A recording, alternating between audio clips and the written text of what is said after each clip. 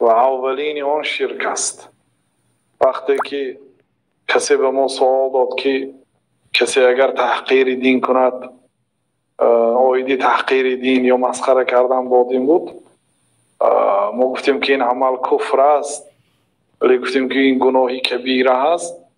بسیار برادرها اعتراض کردن که کفر را، شرک را تو گناهی کبیره گفتی.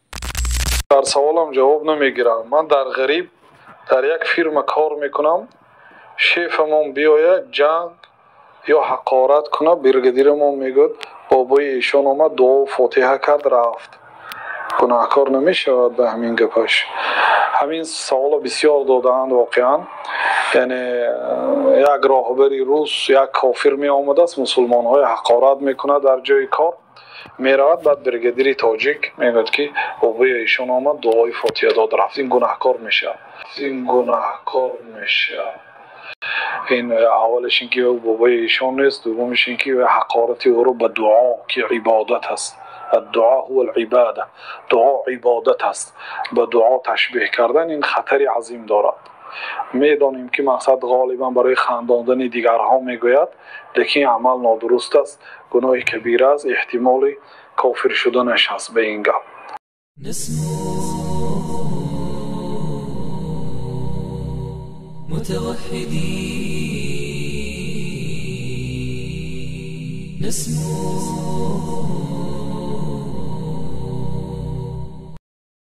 بارک الله فیک شیخ. ما همین برادرها که درباره این کذابی که سخن خودش گفته نگفتم بود، با همراهی برادرها هم خیلی بعضی فکرهای برادرها هم گرفته شده بودیم.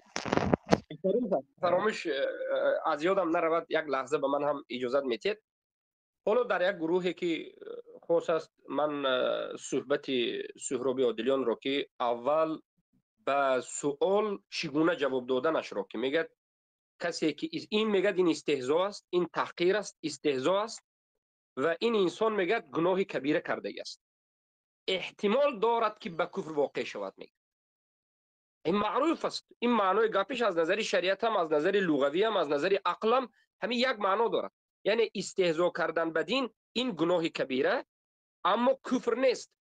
حالا احتمال دارد که به کفر رود. حالا والعیاذ بالله کفر اکبر کرده را که صاحبش را تکفیر نکرد، این که معلوم، این کفر اکبر را کفر اکبر نمیدان. این برادران و خواهران اهل توحید، دو مسئله هست که باید شما خیلی هم خوب دانید. مسئله یکم، کسی که کفر اکبر، شرک اکبر را کرد، این را کافر گفتن. ما میگیم کسی که کفر اکبر، شرک اکبر کرده را کافر نگوید، طالب علم و علم دار و خودشان هم خیلی دعوتگر گوید کافر است در اساس اجماع سلف، در اساس قرآن و سنت. مسئله دوم، هر کسی که کفر اکبر، شرک اکبری که در قرآن آمده است، همین را کفر اکبر و شرک اکبر نداند، کفر نداند، کافر است. در همین یک جواب یک دقیقهش سهراب عادلیان به دو کفر گرفتار میشد. در یک دقیقه به دو کفر گرفتار میشد. سهراب عادلیان میگه که این روز آمده دشنام داده رفت، یک کسی گفت که بابای ملا آمدند و دعا کرده رفتن، یعنی استهزاء. بله اقرار میکند که این استهزاء به دین یکی از مسائل دینی، دعا تحقیر و استهزاء است. خودش میگه استهزاء است، میگه تحقیر به دین است، میگه. و بعد از این میگه که این کار گناهی کبیره است. میگه انا کن جای مشکلیش رو فهمید، نقطه جهمیگی رو ببینید. احتمال دارد که کفر شود. همین کلمه احتمال رو اگر خطا نکنم من یک مرتبه گوش کردم، برادرانی که گوش کردید هست یا نیست؟ هست. احتمال دارد که کفر شود. میگه یعنی این عمل کفر نیست، حالی کفر نشده است، این حالی گناه است. تحقیر کردن به دین، استهزاء به دین، این گناهی کبیره است، حالی کفر نیست، احتمال دارد که کفر شود. این مذهب جهمی والله از مذهب مدخلی بدتر است. ربیع ابن هاد المدخلی در شرح کتاب الاجری، من کتاب ربیع ابن هاد المدخلی رو خوندگی است، ما کتابای اهل بدعت میخونیم تا که حقیقت اینو رو فهمیم. در مجله یکم در مسئله انمون استهزاء می آید، میگوید که در مسئله استهزاء در دین جهل عذر نیست. بله میگه در مسئله شرک و این آن جهل عذر است، اما در مسئله استهزاء بر دین جهل عذر نیست. انکن ببینید استهزاء بر دین کفر اکبر است. میگه سهراب جهمی میگه که استهزاء بر دین احتمال دارد که کفر شود. ربیع ابن هادی المدخلی میگه که استهزاء بر دین کفر است. میگه حالا به صاحبش نرفتیم، حالا به صاحب استهزاء کننده حالا نرفتیم. وقتی که سهراب میگوید که این جهمی، این جاهل بر دین، جاهل به منهج، این شهرتخواه، این متکبر قاش پرانک، وقتی میگوید که استهزاء بر دین گناه کبیره و احتمال دارد که کفر است، از این میگوید که استهزاء بر دین کفر نیست. و بعد از اینکه کفر هست کدام نمود کفر است؟ حالی اگر کفر است بگوید هم این کدام نمود کفر است؟ کفر اکبر ظاهر است یا نیست؟ اگر بگوید که کفر اکبر ظاهر، صاحبش کافر میشود یا نمیشود؟ یعنی ببینید چقدر مشکلی دارد. به همین یک سخنش کفر اکبر را چی گفت؟ کفر نیست.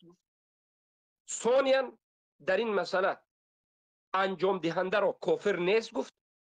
ثالثاً در این مسئله عذر المشرک وجود ندارد. از اول تا آخر سه کفر است. سه کفر. اولین کفرش استهزاء بر دین که کفر اکبر است، این گفت احتمال دارد که کفر باشد، کفر اکبر نمیداند که کفر است. دومش کسی که این عمل را انجام داد تکفیر نمیکند، زیرا که این کفر نمیداند. سوما کسی که استهزاء کننده را تکفیر نکرد عاذر المشرک را هم تکفیر نمیکند. سه کفر. اما الله سبحانه و تعالی در قرآن دیگر چیز میگه. الله اولا میگه که ولقد قالوا کلمه الكفر وكفروا بعد ایمانه. به تحقیق گفتن کلمه کفر را و کافر شدن بعد از ایمانشان. معنای این آیت همین است که هر کسی که کلمه کفر را گفت کافر است. و همین استهزاء به اجماع صحابه و تابعین و سلف صالح 3 قرن اول به اجماع تا امروز علمای اهل سنت اجماع میکنند که استهزاء این کفر اکبر است. یگان نفر در این مسئله اختلاف نکرده است بجز جهمی ها، بجز خوبسای به منهج جهلا. یک نفر بیاره که استهزاء بر دین هیچ باکی ندارد گفته باشه. حتی همین جهمی های افغانستانی که ما وقتی بحث و مناظره میکردیم با مبشر مسلمیار و غیره، اینها به دو قسم بودن. یک قسم این جهمی ها میگفتند که جهل عذر است بجز در مسئله استهزاء. استهزاء به آیت نازل شده است. جهمی ها حتی این کفر نیست گفتن یا که احتمال است گفتن به میترس. اما سهراب عادلان به ملال میگه که این گناه کبیر است. در نزد این خبیث همه کفر اکبر گناه کبیر است. این مشرک درجه گناه ها را نمیداند. به خاطر چی؟ به خاطر اینکه مراتب ایمان نمیداند، اصل ایمان از فرعش جدا کردن نمیتواند. در نزد این خوبسا چه خیلی که برادرها به من ارسال کردن اصول دین و فروع دین وجود ندارد. میگه دلیل آورده است که دین ما کامل است، اصول دین فروع دین ندارد. یک جاهلی احمق است. سخن ابن تیمیه رحمه الله را آورده است که ابن تیمیه رحمه الله تقسیمات اصول دین فروع دین اشعری ها را انکار کردند، زیرا که آنها اصول دین گفته از پیش خودشان کدام چیزی رو خواهند اصول گفتن. اما در جای دیگر ابن تیمیه رحمه الله خودشان میگه مسائل الظاهره الاصول و مسائل خفیه و از فروعیات و احکام است و غیره. که ما این مسائل رو در کتاب ها جو کردیم و چندین بار وقتی که به اون جهمی عبدالرحمن فاتح دیگر رد زدیم، اقبال بی و اینا به جواب دادیم. خوب است، یک بار دیگر گوش بکن. انا این است جهمیگین و انا این است بازی اینها بدین. به خاطر چین این چنین سخنها را سهرابی عادلان میگه؟ به خاطر اون که جاهل بر دین است، به خاطر اون که در نزد علمای اهل سنت تعلیم گرفتگی نیست، در نزد علمای عقیده تعلیم گرفتگی نیست. من به این جهمی سوال کرده بودم وقتی که در بین من و شما، در بین من و او بحث و مناظره شده بود، در نزدمون برادرها بودن. من به او سوال کردم که یک علمای عقیده را بگو که در نزدش نشسته درس خونده باشی. به من میگد محمد مختار شنقیطی من در نزدش درس خوندم. من گفتم ما هم در نزدش درس خوندیم. خودت میدونی که غیر از مسائل فقهی محمد مختار شنقیطی در مسائل تفصیلات عقیدوی داخل نمیشه. محمد مختار شنقیطی کتاب عمدة الاحکام از اول تا آخرش از باب آب شروع میشه و به احکام به پایان میرسه.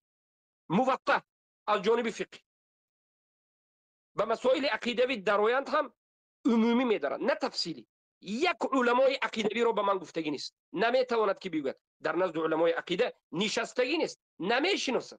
علمای عقیده رو نمیشناسه. تارک الصلات رو کافر گفتن رو خوارجی میدونه. مرحمت برو به ما گفته بود. یک جهمی جاهل بیش نیست، لیکن خیلی متکبر است. این قدر متکبر است که هیچ کس رو نظرش نمیگیرد بجز قاش خودش، بجز انمون کبر و غرور خودش. او میخواد که بدین الله بازی کند. گفتی مردم او شوربا رو خام شمرده است، توشپیره رو خام شمرده است. میگه این بیشه رو بیشر دیده است. او فکر کرده است که در دین الله دیگر کسی نیست، حمایت کننده دین الله نیست، فداکارها در این دین الله نیست. خودش رو کم کدام آسمانی حس میکند. جاهل جهمی خبیث مشرک به دین الله بازی میکند. یک کفر، دو کفر، سه کفر، چهار کفر. هر کفری که است میاد احتمال دارد که کفر است. کافرهایی که کفرشون کفر اکبر است و به شرک همراه نیست، یعنی کفری که از باب شرک نیست، اینها جنت میدارند. میگه مسئله عذر بالجهل اختلافی است. میگه در نزد این عذر المشرک اصلا وجود ندارد. عذر المشرک که سلف صالح اجماع کردند که عذر المشرک به دو قسم تقسیم می شود. فهم، اهل فهمش کافر است، اهل جهلش مسلمان است، فهمانیده می شود قبول نکرد، اینم کافر است. میگه این مذهب خوارج است. سلف صالح خوارج میگه. دلیل این یک کتاب غفص میگه در مدینه منوره یک در اونیورسیته یک دکتر کتاب نوشته است در مسئله عذر بالجهل. کتابش انمی که غفص است. میگه همین کتاب غفص به اگر نباشد وجوب است. میگه این جاهل حق حال نفهمید که کتاب غفص و بارک به دخل ندارد. اشعری ها کتابش درونش پر از کفر است. 10 مجلد 15 مجلد کتاب غفص نوشته است. کتاب اشعری را غفص گویی خیر اشعری میشه خبیث. ماتریدی را غفص گویی کتابای غفص دارد. این جاهل ها حق نمیداند که حق در اساس کتاب غفص گرفته نمی شود. حق در اساس فلان دکتر در مدینه منوره نوشت گرفته نمی شود. ربیع ابن هادی المدخلی مشرک هم در همون مدینه منوره است. خیر مشکلی در دیگر جا است. اینا جاهل از منهج هستند. اینا نخواندند. اینا بجز شهرت، بجز آوازه، بجز رکلامه خود و از دین الله استفاده کردن برای منفعت شخصی خود دیگر هیچ کاری ندارند. اگر اینا حق خواهند چرا نمیگن؟ باکی ندارد. اشعری ماتریدی را تکفیر نکرد، این تکفیر نکرد، و تکفیر نکرد. ما میدانیم که در این مسئله این جهمی است.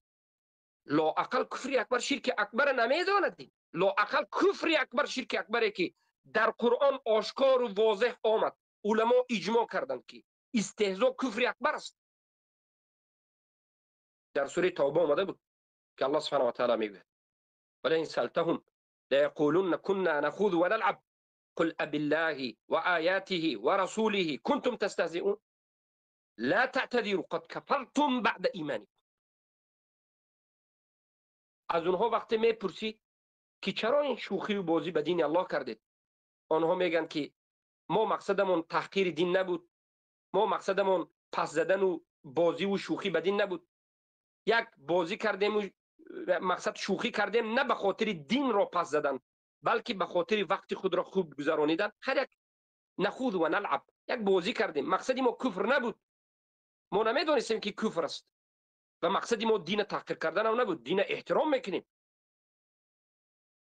الله سبحانه و تعالی گفت بالله و آیاته و رسوله کنتم تستهزئون. آیا به الله، به رسول الله، به دین الله دارید استهزاء و شوخی میکنید؟ دیگر چیزی بازی کردن برای شما نموند. دیگر چیزی وقت خوب گذرانیدن نموند. الکن اومدید به کتاب الله، به سنت رسول الله، به دین الله بازی میکنید. به انبیاء و صحابگان صادقین این امت رضی الله عنهم بازی میکنید. اکو به دعا بازی میکنید. دیگر جای شوخی نموند. افندی شما تمام شد. اكو دین را بازی میکنید. قد کفرتم بعد ایمانکم، به تحقیق کافر شدید شما بعد از اینکه ایمان داشتید. یعنی شما پیش از استهزاء مسلمان بودید، پیش از استهزاء ایمان داشتید، پیش از استهزاء شما را دیگرها مسلمان میگفت، اما بعد از استهزاء شما کافرید، کافرید، کافرید.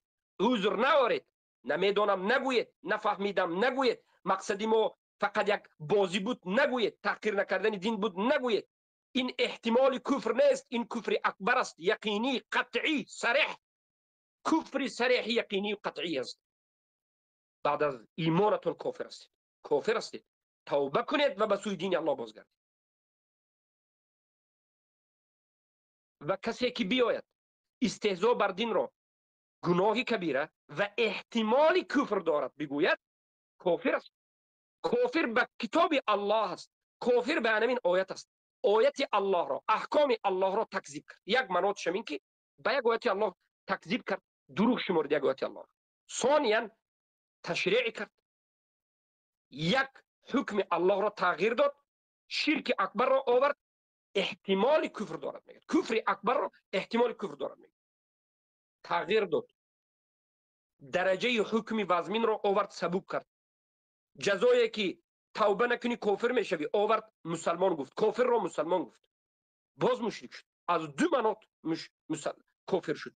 سومین مناطش یعنی درجه کفر تغییر داد، یک مناط دیگرش. سوم مناط کفر دیگرش، کافر حالی مسلمان میگه.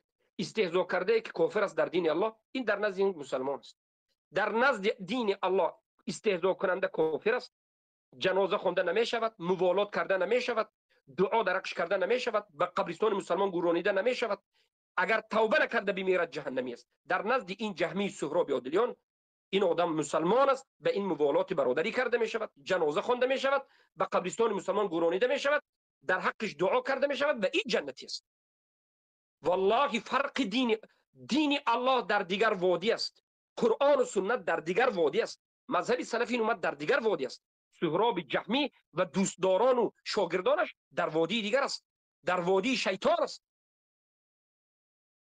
فرق این دو قول حق و قول باطل این جهمی ها فرق بین زمین و آسمان است. آخر این یک کفر نیست. پیش از این ما رد زده بودیم، در یاد داشته باشید کافران را بخشیده می شوند گفت. من ده ها آیت را آوردم که الله در قرآن نسبت به مشرک دیده کلمه کافر و کافران را بسیارتر در جهنم باقی میمانند، نمی برایند، ابدی هستند گفته است. از مشرک دیده. این میاد میگه که نه، برای که یک آیت مشرک فهمید دیگر آیت فهمیدگی نیست، جاهل احمق. کافر بخشیده میشد میگه.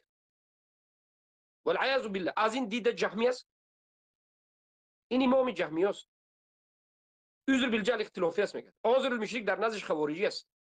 استهزاء گناه کبیره است. هر یک این کفر است. الله هدایتش کند. اگر شایسته هدایت نباشد الله خار و ذلیلش کند که به دین الله بازی میکنه. الله خار و ذلیلش کند این خوبسا را که در نزد اینها حق ارزش ندارد، حق گفتن ارزش ندارد، مذهبی سلفی این امت را دیدن ارزش ندارد. مبارزه حق و باطل و کافتکاو حق و رد زدن باطل ارزش ندارد. در نزد اینها یک ارزش است، ارزش نفس پرستی، ارزش شهرت، ارزش آب روح.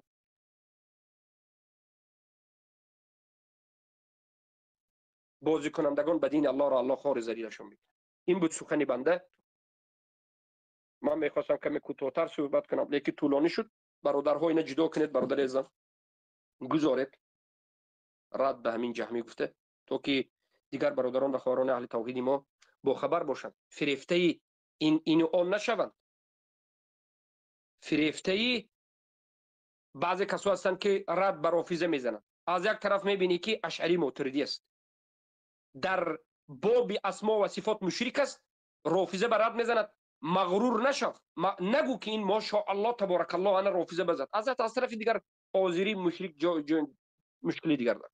یک قسم دیگر به حاکم های طاغوت رد میزند مانند حزبی ها. از طرف دیگر حکم غیر الله خودش طرفداری میکرد، حزبی است. مغرور نشو. به طاغوت ها مبارزه بود، گفته مغرور نشو. او مبارزه که به طاغوت برد نه به خاطر دین الله، نه منهجی، نه از طریق منهج سلف صالح، نه به خاطر دین الله، به خاطر کرسی هوای هوس خودش. پس یکی بر رافضه مبارزه میبرد مغرور نشو تا زمانی که عقیده صحیح نباشد. ببین محمد انصاری مشرک افغان را به رافضه 10 سال است که مبارزه میبرد، لیکن رافضه رو برادرم میگه. ما را اهل سنت و الجماعت را حقارت و دشنام و تکفیر و ما را جهنمی و اینو میگوید. رافضه که تمام کفر شرک کرد دیده دانسته با میگه که نه اونها معذورن، برادری ما. اما اهل سنت و الجماعت عذر ندارد. این خباثت اینها به مغرور نشو. به زیبا گپ زدن کسانی که بعضی کسان میبرند ما حالا داریم در باب حدیث صحیح البخاری صحبت میکنیم، مغرور نشو تا زمانی که از عقیده او باخبر نشوی. گمراهت میکند، به نام صحیح بخاری به جهنمت میبرد. مگر ندیدی محدث هایی که محدث است در باب عقیده مشکلی دارد؟ من حالا شروع نکنم نام این علمای محدثین گرفتن. برای اهل توحید بارک الله فیکم از مکاید و شیطان، از فریب و مکر شیطان ها باخبر باشید. دنیا پرستان، این شهرت طلبان، این والعیاذ بالله تابع شده به هوا و هوس پرستان، اینها در نزدشان یک چیزی مقدس است، هوا و هوس و شهرت. به خاطر هوا و هوس خود، به خاطر شهرت خود همه دیگر مسائل اعتقادی رو زیر پا میکنن والعیاذ بالله. در مسئله تارک الصلات جاهلانه صحبت کرد که خیر یکی از ردهای ما است که چقدر بی منهج است. وقتی که ما به این رد زدیم بعضی از جاهلان میگن که اینها به همه رد میزنن. ما خون جگر میشویم وقتی که این خوبسا رو میبینیم که چگونه به دین الله بازی میکنن،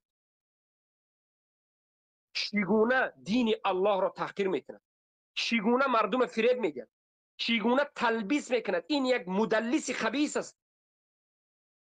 چگونه تدلیس میکنه، چگونه مردم فریب میده.